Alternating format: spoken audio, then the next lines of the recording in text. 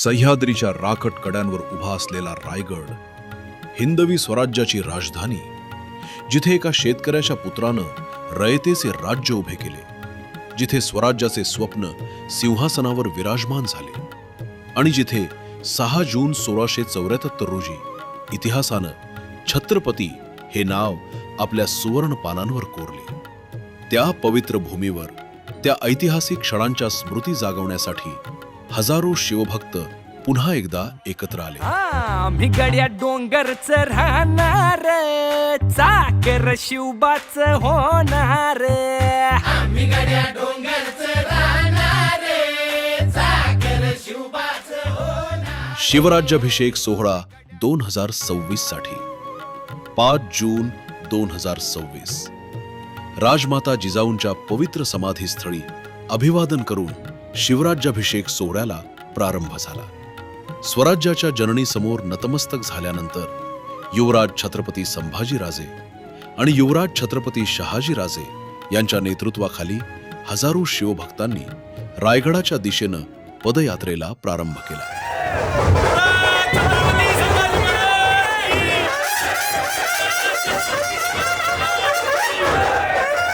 घोषणांनी आसमंत दुमदुमून गेला आणि सह्याद्रीच्या दऱ्याखोऱ्यांत पुन्हा एकदा स्वराज्याचा आवाज घुमू लागला.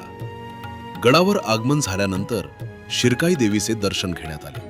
त्यानंतर होळीच्या माळावर लाठीकाठी, दांडपट्टा, तलवारबाजी आणि पारंपरिक युद्धकलेची थरारक प्रात्यक्षिके सादर झाली. आम्ही मावळे मावळे मावळे, आम्ही मावळे मावळे मावळे, आम्ही मावळे आम्ही मावळे आम्ही मावळे. यानंतर गडपूजनाचा विधी पार पडला आणि स्वराज्याच्या राजधानीला मानवंदना अर्पण करण्यात आली. सायंकाळ होताच राजसदरेवर शाहिरी जागराला प्रारंभ झाला.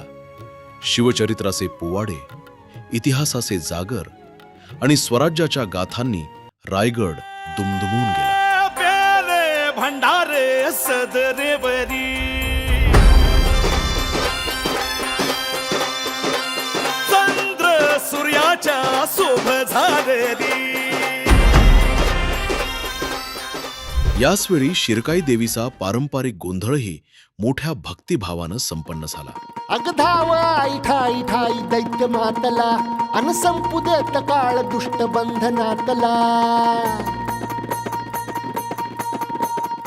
रात्रभर रायगडावर इतिहास, भक्ती आणि पराक्रम यांचा अद्भुत संगम अनुभवायला मिळाला.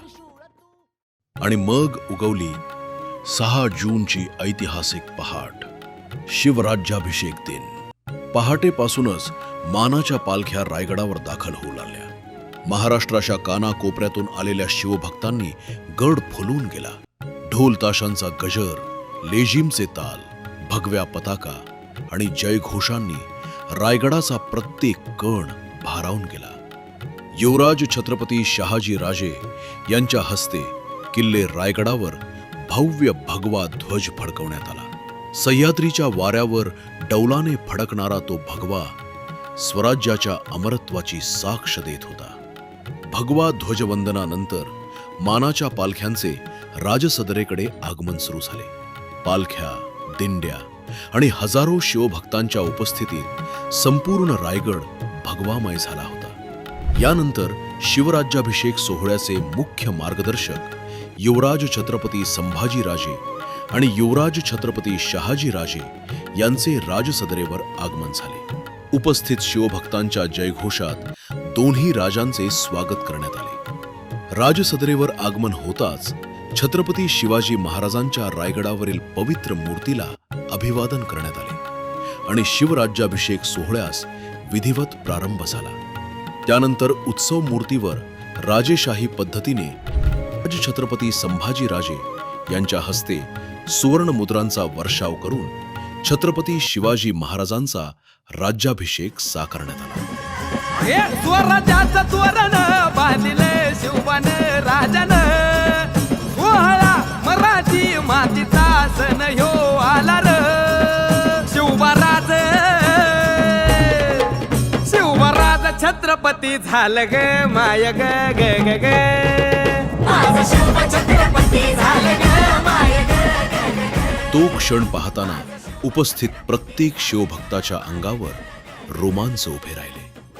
जय जिजाऊ, जय शिवराय च्या गगनभेदी घोषणांनी संपूर्ण रायगड दुमदुमून गेला आणि जणू 552 वर्षापूर्वीचा तो ऐतिहासिक क्षण पुन्हा एकदा सजीव झाला.